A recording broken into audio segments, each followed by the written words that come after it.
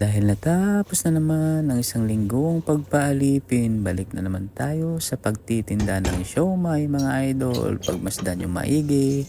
Eto nga idol, pag nagpapakulo tayo ng siomai o nag-i-steam, kailangan katamtaman lang po ang tubig, hindi konti, hindi rin marami. At dapat pakuluin muna natin. Aray ko putang pasok.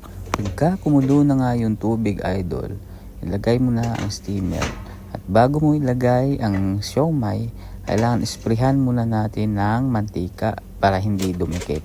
Kung wala naman kayong pang spray, gumamit na lang ho kayo ng kahit anong bagay na malinis. At isawsaw mo lang sa konting mantika upang ipahid sa steamer para pagkaluto ng iyong siomai ay hindi ito didikit at hindi masisira. Sobrang lambot ho ng siomai pag naluto, mabilis po itong mawasak, masisira. Kaya pag ito ay hindi nawasak, pagmumukhang giniling na lang idol, sino pa ang bibili sa'yo? Okay, balik tayo dito sa pag-uting kaya idol.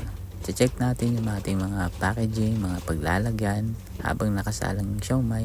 Titignan natin kung sapat na ba yung ating mga paglalagyan. Sisiguraduhin natin kompleto ang ating mga kargada bago tayo sumabak sa bakbakan idol.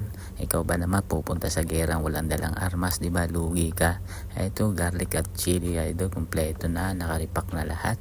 At yun na nga, meron akong kailangan bilhin sa labas, kaya dumukot ako sa aking maliit na buo. Tamang kalkal lang ng baryang buo, di ba? Baryan na buo pa. Talagang nakakatulong po talaga yung pagtatabi kahit kaunting halaga. Dito nga idol, meron akong maliit na butas dito, yung mga konting barya na benta, inuhulog namin dito sa butas. Ayan o.